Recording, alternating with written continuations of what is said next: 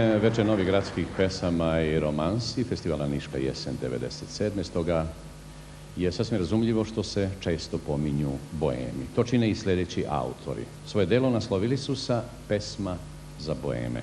Muziku i tekst napisao je Dobrivoje Petrović, koji će i otpevati svoju kompoziciju u aranžmanu Saše Jocića. Zatim ćemo zamisliti jedan prozor i na njemu lepu olju. Baš se tako i zove pesma, Na prozoru lepa olja.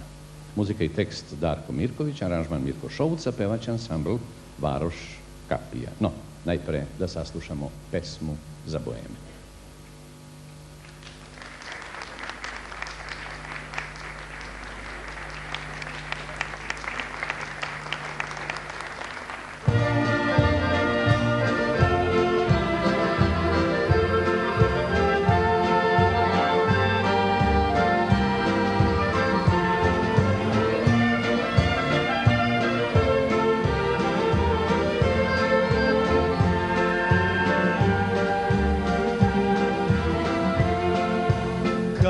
Čujemo zvuk gitare, setimo se pesme stare od davnina.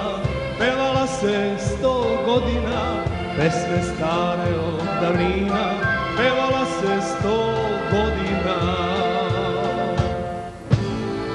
Zarasle su staze naše, gde smo prolazili i kafane nema više, gde smo nekad vino pili. Ni kafane nema više, gde smo nekad vino pili.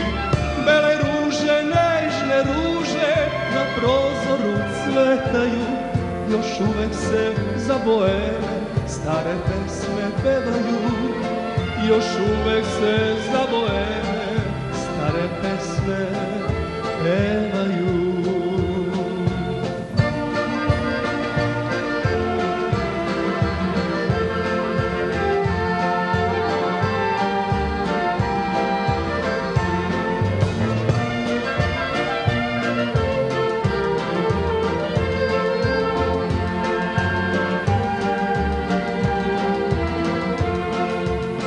U kafani tu na ćošku, svake noći sve do zore, pevalo je društvo znano. Gde si dušo, gde si rano, pevalo je društvo znano. Gde si dušo, gde si rano. Zarasle su staze naše, gde smo prolazili.